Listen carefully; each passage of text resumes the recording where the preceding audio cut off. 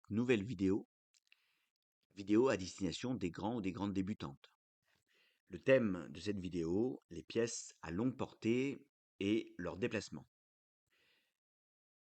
Aux échecs, nous avons des pièces, mais ces pièces sont divisées en deux grandes familles.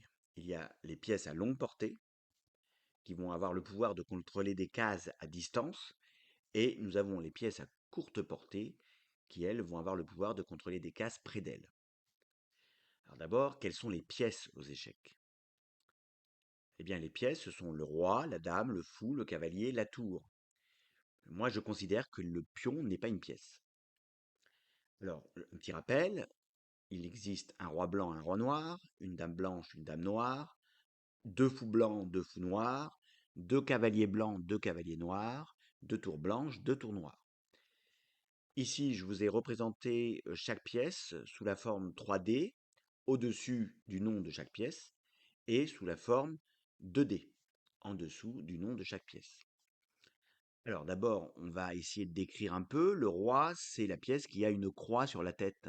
Là, ici, on voit la croix ici, et on voit également la croix en 2D. La dame, c'est la pièce qui a la couronne. Elle est couronnée avec un petit chignon sur la tête. Au niveau symbolique, c'est représenté simplement par une couronne en dents, en pique. Le fou, sa tête représente le chapeau de l'évêque. Donc on l'a donc sous la forme 3D et on a complètement le chapeau sous la forme symbolique. Le cavalier a une tête de cheval, donc tête de cheval en 3D, tête de cheval en 2D, et la tour, c'est une tour avec ses petits créneaux sur sa tête, tour en 2D et tour en 3D. Alors maintenant que je vous ai expliqué chaque pièce et que vous allez pouvoir les reconnaître maintenant, eh bien, je vais définir quelles sont les pièces à longue portée et quelles sont les pièces à courte portée. Alors, les pièces à longue portée, il y a la dame, il y a le fou et il y a la tour. Et les pièces à courte portée, c'est le roi et c'est le cavalier. Nous allons voir le déplacement de la première pièce à longue portée. Nous allons nous occuper pour le moment de la tour. Donc la tour, elle se déplace le long des colonnes et des rangées, du nombre de cases qu'elle le souhaite. Ici, par exemple, la tour en E4 eh bien, va pouvoir se déplacer sur les cases qui sont marquées d'un plus vert. Donc j'ai le choix entre 14 possibilités de déplacement.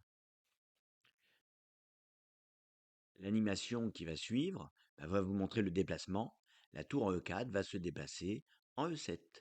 Voilà, mon coup est terminé, c'est à mon adversaire de jouer. Maintenant, je vais vous montrer, pour vous familiariser, le déplacement de cette fameuse tour. Donc, comme je l'ai dit, on se déplace du nombre de cases que l'on souhaite sur les rangées et sur les colonnes.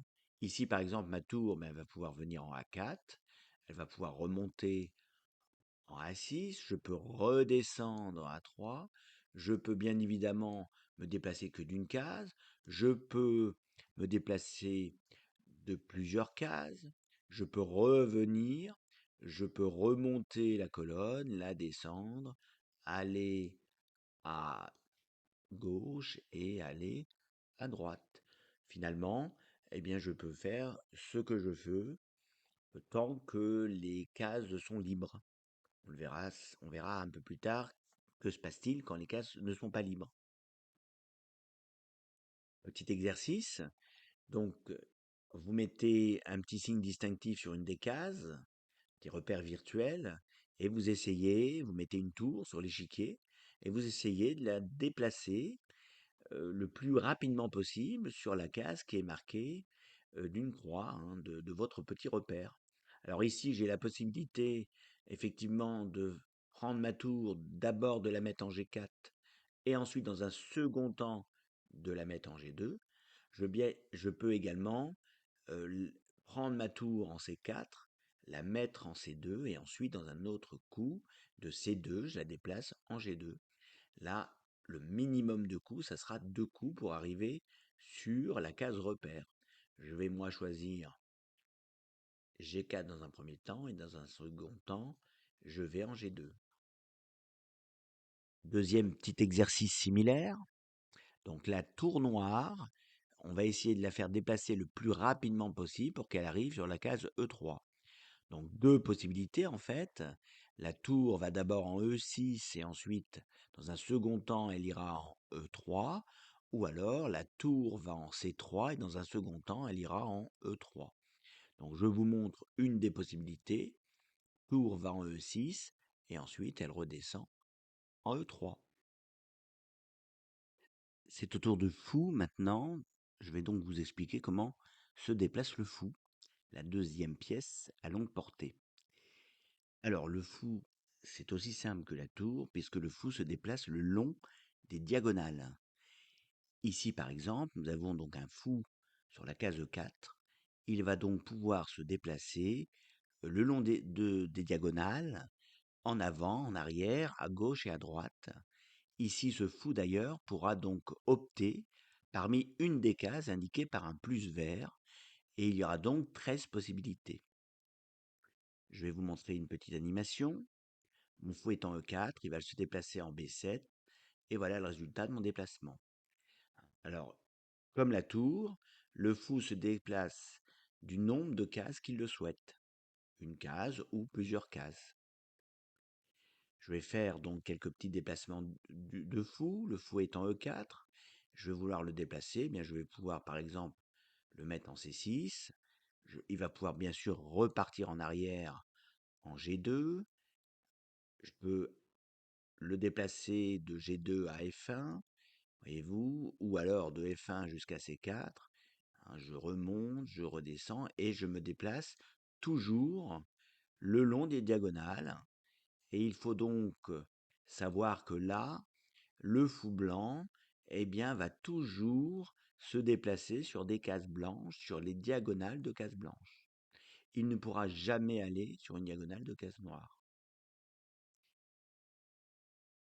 Un autre exemple, cette fois-ci, j'ai un fou noir et je vais également pouvoir le déplacer le long des diagonales, mais là, comme mon fou est de cases noires, eh ben, il ne pourra se déplacer que sur les diagonales de cases noires, du nombre de cases que je veux, en remontant et en descendant les diagonales. Petit exercice, on va essayer de déplacer le fou en A5 vers le repère qui se trouve en H2 le plus rapidement possible, c'est-à-dire en essayant d'avoir le moins de coups possible. Alors ici, le moins de coups possible, c'est 2 coups. Je vais d'abord déplacer mon fou en C7, voilà mon premier mouvement, et lors de mon second mouvement, eh bien mon fou qui est arrivé en C7 pourra se déplacer en H2.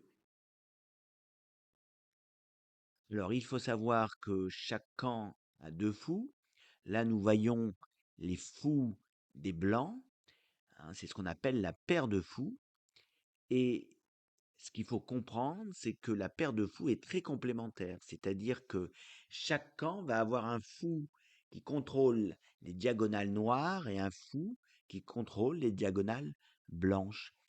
Voyez la puissance de cette paire de fous au milieu de l'échiquier, hein, elle contrôle quand même énormément de cases et surtout des diagonales de couleur noire et des diagonales de couleur blanche. Je vais vous présenter maintenant la dernière pièce à longue portée, c'est la dame. La dame a énormément de possibilités de déplacement puisqu'elle va fusionner entre le déplacement de la tour et le déplacement du fou. Donc ça veut dire qu'en fait la dame peut se déplacer du nombre de cases que l'on souhaite, le long des colonnes, le long des rangées et le long des diagonales. Ici par exemple, la dame en E4 eh bien, va pouvoir se déplacer sur toutes les cases où il y a un plus vert. Et il y en a en tout 27 cases où elle peut se déplacer. La dame est une pièce très importante aux échecs, c'est la pièce la plus forte aux échecs et c'est la pièce qui a le plus de possibilités de déplacement.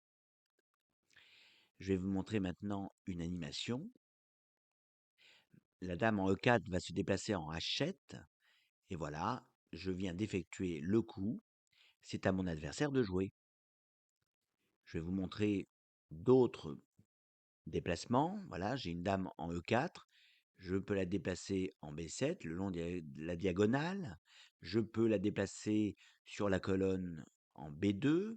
Je peux bien évidemment remonter en B7, me déplacer sur la rangée en G7, sur la colonne d'une case pour aller en G6. Bien sûr, je peux reprendre mon déplacement en diagonale, remonter sur une autre diagonale et ainsi de suite. Donc, je me déplace le long des colonnes, des rangées et des diagonales du nombre de cases que je le souhaite. Un petit exercice, on va essayer donc d'amener la dame qui est en D6 en A1, sur le repère en A1. On va essayer de faire le moins de coups possible. Alors, le minimum de coups pour se déplacer en A1, c'est 2 coups. Il y a bien sûr plusieurs possibilités. Je vous en montre une. La dame en D6 va en A3 et ensuite elle se déplace en A1. Objectif atteint. Deuxième petit exercice.